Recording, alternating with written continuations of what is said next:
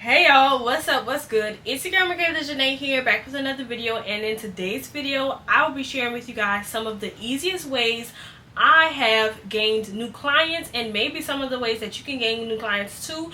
And when I say the easiest ways, these are not the only ways, but these are the ways that sometimes can cost the less money. There's things that you can do that is more extravagant, take a little bit thought, but these are the easiest ways, and they're pretty old school, more efficient to me. My mom has been in the hair business for over 20 years. She's owned a salon since 2009, and these are some methods that have worked for her to gain new clients, local clients, consistent clients, and not just a lot of drop-ins. Okay, so let's hop right into this video. If you are a new licensed cosmetologist, or you have been in the game for a while but you're looking for a refresher, you're looking for a way to just get some new faces into your shop, this video is for you. Make sure you're watching it all the way through, and make sure you subscribe, because I'm a licensed cosmetologist. I get information from my mother, who is a licensed cosmetologist who owns a salon, so we talk a lot of hair over here. If that interests you, go ahead and subscribe, turn on that post notifications. So let's hop right into the video. The best way to gain new local clients is by listing your business on Google. I will say this all the time. If you guys have watched my last business video about how to market and how to create content as a hairstylist, I said that in there. Having your business listed on Google is the easiest and the best way to get yourself out there. Once you have yourself listed on Google, start telling your clients that you do have, or the people that you may have serviced in hair school, to leave you a Google review, to where you can boost yourself up on Google's listing to bring yourself to the top of your area. So when people are searching up Houston hairstylists in Houston, braiders in Houston, you can show up. I cannot tell you how many times people have told me that they have found me through Google. Half of my new clients have come through Google, especially when it comes to men. Most of the time, men are not on Instagram looking for new hairstylists. They're asking their friends, and they're just going ahead and Googling it themselves. They like to look it up and be more efficient. So if you are someone who does locks, if you're a barber, if you're doing men's braids, go ahead and make sure you're listed on Google, because they are looking on Google for people to do their hair. That's another thing that I have noticed when it comes to my more mature clients. Grown women are most of the time not looking on Facebook and Instagram for a hairstylist. Sometimes they're just going to Google it because it's more convenient. You go to Google for hotels, you go to Google to look at reviews, restaurant ratings, you go to Google for everything you need when you're looking for something. You go to Google for hours of businesses, and not only are you going to gain new clients from putting yourself on Google, but it makes you seem more professional, because they're going to be able to know your business name. They're going to be able to know if you're black owned, woman owned, are you wheelchair accessible, do you have a bathroom, are you open on this holiday or that holiday. It's so important to keep up to date with your Google page, because they'll know your hours. Like, I hate when I call up a business and it says they're supposed to be open, but then they're not. I'm like, hey, during your opening hours, are you gonna call me back? Are you not there? Like, what's going on? It gives unprofessional when your Google listing isn't actually matching what you're doing in the salon. So having yourself set up on Google just makes your business official to me. Now, if you are someone who likes to collect deposits and all that, you can even list your booking page on your Google page, and they can go straight to your website, get your price list, all type of stuff like that. Also, once you get yourself set up on Google, it's so important to upload those pictures. People want to see that this salon has a bunch of pictures, and they can see what you're doing, what you don't do, and what your work and your skill level looks like, okay? Pictures and reviews. Once you get some people in and you know they had a good experience, have a sign in your salon if you're a little bit scared to ask personally. But if I know the client enjoyed themselves, I'm going to be like, hey, after this appointment, can I send you the link to where you can fill me out a Google review? Just leave me an honest review and tell me how you felt about this appointment. And most of the time they will. If you know you had a good experience and they were very pleased with their hair, go ahead and ask for their review. And like I said, if you're too shy, make a cute little sign and ask for the review, and even maybe put a QR code on the sign so they can scan it while they're still in there, and you can remind them to do the review. That's why I like to text it to them. It's on their phone, and they're gonna be like, okay, let me go ahead and leave her a review. Google is one of the best ways to gain new clients. I have clients from several cities over that my hair salon comes up for my small town, but it's also coming up for other towns in surrounding areas, because other hairstylists don't have themselves set up.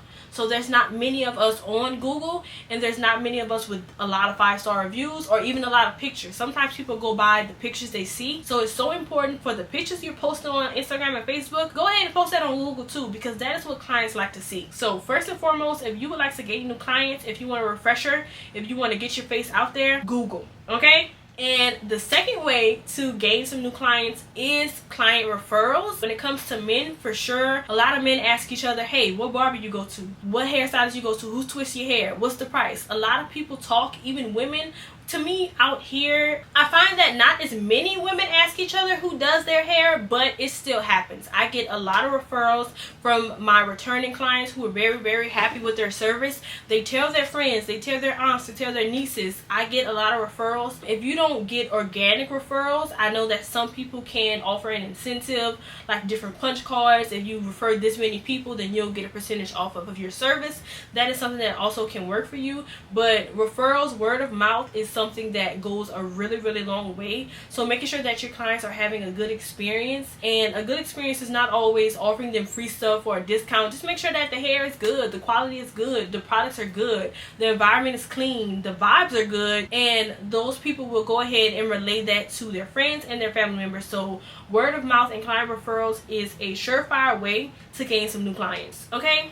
The next way is something that is definitely anchored more towards the younger people who are on Instagram and are on Facebook and may know some popular people or some influencers, and that would be to do some model services. So if in your salon you are trying to start offering something you've never done before, or if you are a beginner hairstylist, it is okay to find some popular people you may follow, maybe some people you went to high school with or hair school with, and ask them to model for you. If you're not used to doing a style and it's something new for you and you want to practice, you might want to give it for free.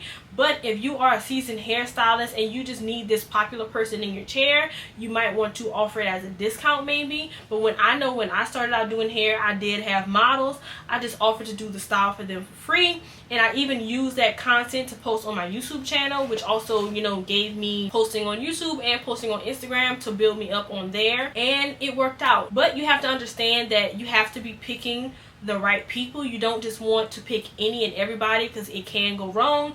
You don't want people to think they can come back and always get a free service. You want to explain to them that, hey, this is this one time, I am trying to boost myself up, this is a discounted service, or hey, I'm going to do it this one time for free, and in exchange I would like you to post and tag me and share, so hopefully I can get some of your followers to come sit in my chair.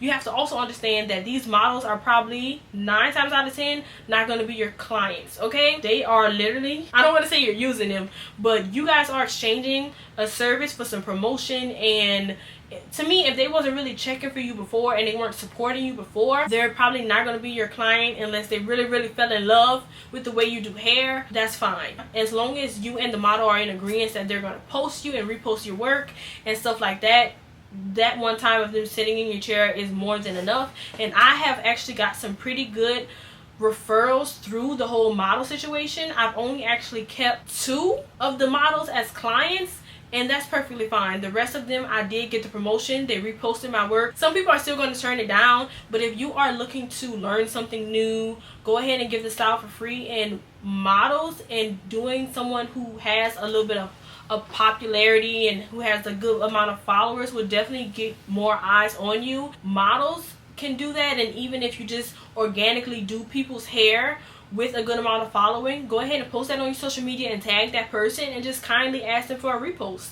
Even if they did pay for their service, if you ask them, can you take pictures at the end of their service, most of the time, if they're okay with getting their picture taken, that means they like the hair and they're probably going to repost it. If you do tag them and they want to support you, go ahead and get some new clients that way. Okay, so back to old school. The next way that you can gain some new clients easily is by getting some yard/street signs. Now, I know a lot of people go on Vistaprint and they make cards and they want to slip it in the hair products at the hair store, and they want to leave it on the ground and make it look like a $100 bill, and they want to slip it in shoes at Ross. Okay, that's a lot of work. You know, it does work. That brings traffic. That's amazing. But over here we're talking about easy, okay? These yard signs you can get made at Walgreens, you can get them made at Office Depot, you can make them on Canva. I just make mine on Fonto real easily. Sometimes I even draw my own on Procreate. This is an example of a yard sign I have. You can put them around town, you can put them at local intersections, you can put them in your own personal yard just to promote and say that you are a hairstylist.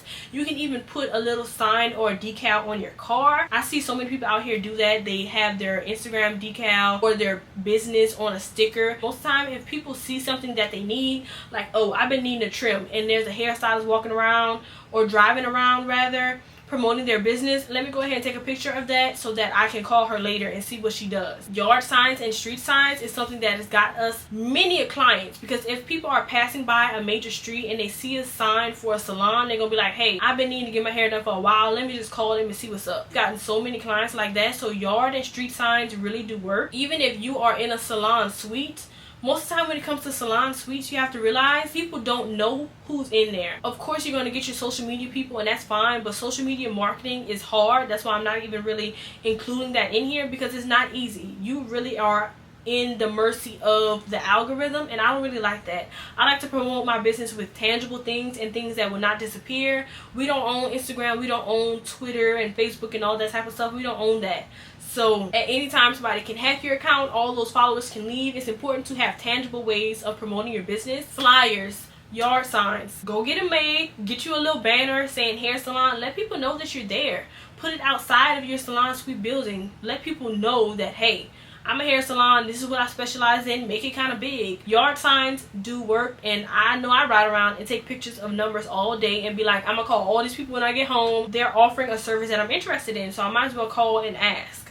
Okay, and last but not least, another easy way that probably requires the most work, okay, when it comes to gaining new clients, is just bootstrapping it. And by bootstrapping it, I mean doing a little bit of legwork. And I still want to call this easy because it depends on what type of city you're in. If you are in a medium to big size city, there's probably other businesses around your business that you can go to and leave a card, leave a flyer. Okay, you can go ahead, and it's not even about getting to their customers. Get to the people who work there. You can go into the local coffee shop next to you, the restaurants next to you, and let them know that, hey, I'm here. If you ever need a haircut, if you ever need a trim, I'm right down the street.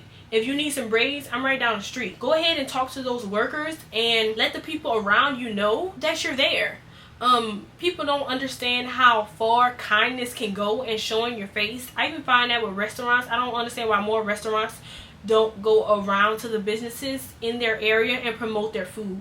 Like, so many times business people are looking for places to go on lunch, and if they have to look hard for you, they're gonna go to McDonald's because they don't have to look for McDonald's. If you are a smaller owned restaurant, go out and promote your business. Show people that you're there. So it's the same thing with hair. Everybody needs their hair done. Some people try to do it themselves at home, but sometimes one day, whether it's a wedding, a party, they might need something from somebody else. So if they be like, hey, I know I need a quick little trim, and they got this hair salon down the street, it's right by my job, let me go after work. Go ahead and promote yourself to the businesses near you. So I hope you all enjoyed this little video. I really do love giving out business advice because, to me, my mom has taught me the old school ways of gaining clients and not depending on social media, and that is what I like to promote. Having a following is great and it's fun to create content, but if all else fails and you need to run this business and you need to bring in some money, you have to get it in other ways if that does not work out. So I hope one of these ways were helpful to you. Let me know what is your favorite way to promote yourself and to promote your hair business.